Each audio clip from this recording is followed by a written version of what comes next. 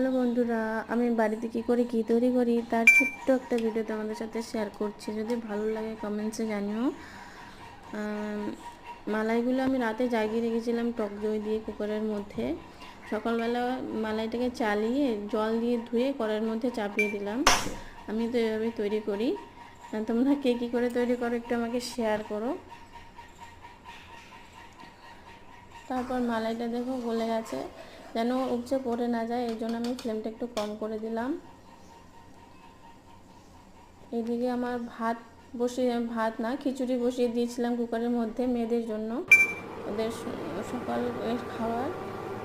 এদিকে আমার ছোটো মেয়ে উঠে গেছে, উঠে আমার কোলে আসবে বায়না করছিল। তারপর ওকে স্লিপে বসিয়ে কিছু বাসন কোসন ছিল ওগুলো ধুয়ে নিলাম। এদিকে আমার ঘিও তৈরি হয়ে গেছে। কীরকম হয়েছে বলো, বাই বাই।